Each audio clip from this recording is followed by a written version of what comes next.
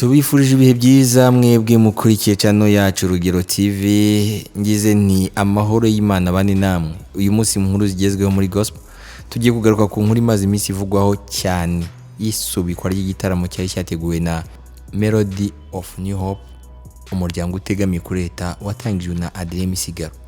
Ni mukanya nyuma y'iyo nanga.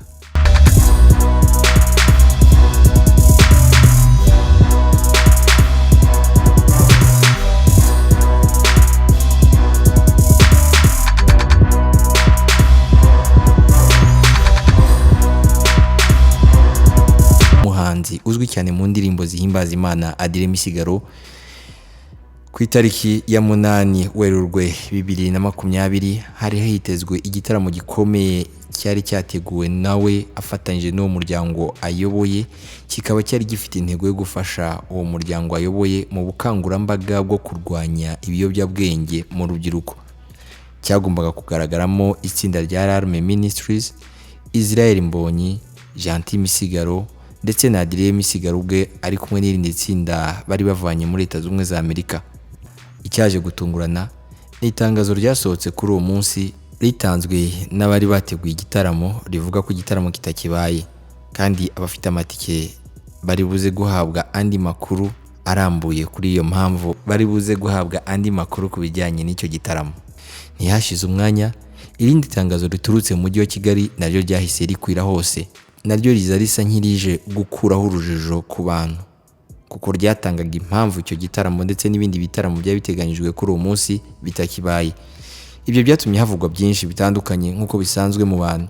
Nyuma y'uko icyo gitaramo kitakibaye ku munsi wo kwa mbere tariki ya 9 Werurwe umwaka wa 2020, ku mbuga nkoranyambaga habyuka itangazo ry'uwo muryango uyobowe na Adrien Misigaro rya Melody of New Hope ndetse n'abo bahanzi Adrien Misigaro ndetse na Gentil Misigaro, rimenyesha abantu ko igitaramo kiri buze kuba, ariko abantu bakaba bashobora kugikurikirana kuri YouTube. Abenshi bagikurikiranye ntibasibye kwerekana amarangamutima yabo, bavuga uburyo bishimiye gutsindwa kwa Satani, ndetse banemeza ko abagabo bagaragaje ubutwari bukomeye. Urugero TV twabashije kumenya byinshi bijyanye n'uburyo aba bahanzi babyitwayemo bakimara kumenya ko igikorwa gisubitswe. Turagaruka kuri Gentil Misigaro ubwo yabazwaga n'ikinyamakuru gikorera online cyitwa Yambi TV. Umunyamakuru Emmy yamubajije uburyo yakiriye inkuru y'isubikwa ry'iki gitaramo, maze mu kumusubiza amusubiza muri aya magambo amubwira ati, Adrien ambwira rero yabimbwiye turimo gusoza sound check ya nyuma, kubera ko Gentil rero ari we urimo kuyobora ibijyanye na sound check. Abantu bose bagombaga kuririmba mu gitaramo bari bamaze gukora sound check. Bande yagombaga gukorana na Gentil ndetse na Adrien ari yagombaga kuza bwa nyuma, nabo bari bamaze gusoza. Gentil akomeza yemeza ko bwari ubwa mbere yarakoze sound check muri concert afite umwanya uhagije. Akomeza agira ati, rero naje kubisoza byose ngiye guhamagara Adrien n'abandi bashyitsi twari tuvanye muri Leta Zunze za Amerika twari twazanye ngo baze dusenge dutahe. Muri uwo mwanya maze no kubaza umuntu wa nyuma uko bimeze neza, Adrien ahera ko arampamagara ambwira ati ngwino nkubwire. Gentil akomeza avuga ko yamubwiye ati buretse tubanze dusoze ibi turaganira nyuma, ariko Adrien akomeza kumusaba ko yaza akamubwira ko hari inkuru ashaka kumubwira. Bajya ku ruhande ahantu inyuma, arangira amubwira ati konseri yahagaritswe. Ariko kubera ko Gentil yizeraga nk'umukristo yahise amubwira ati no, reka dutahe, ariko bino bintu ntabwo birangiye, ntabwo mbyemeye ko birangiye gutyo. Bahise bagenda, ariko yumvaga agifite icyizere ko biza gutungana. Ubwo bahise bagenda birinda no kubwira abaririmbyi kuko nta makuru ahagije bari bwabigireho.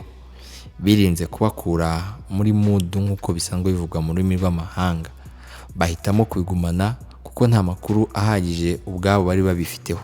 Ntibyari byoroshye nk'uko Gentil abivuga, ariko hari uruhande rumwe rw'umuntu rwavugaga ruti bishoboka bite ko amafaranga twashoyemo aka kazi kose kari kamaze gukorwa byarangira ku munota wa nyuma bipfuye. Ariko Gentil akomeza kwemeza ko hari urundi ruhande rw'umukristo rwamubwiraga ruti komeza ushima Imana, hari impamvu. Rero izo mpande zombi Gentil yemeza ko yarazifite muri we. Umunyamakuru yamubajije iryo joro nimba yarabashije gusinzira. Mu kumusubiza yagize ati, nta kubeshya rwose twese ntitwasinzirire, kuko icyo kintu cyari kidutunguye kitwikubiseho tutagiteguye ndetse tutanagitekerezaga. Hakaba no kuba twari kuri za telefone dushaka igisubizo cyatuma igitaramo kidapfa. Niyo mpamvu twirinze guhita tubitangaza muri iryo joro, kuko twari tugishakisha kureba icyakorwa kugira ngo tugikore, ariko igitaramo ntigisubikwe. Nyuma twaje gusanga bitagishobotse. Mu gitondo rero Adrien n'indi team babyukiye mu mujyi wa Kigali, nagiye sigara nshakisha ubundi buryo bwashoboka, ariko igitaramo ntigisubikwe.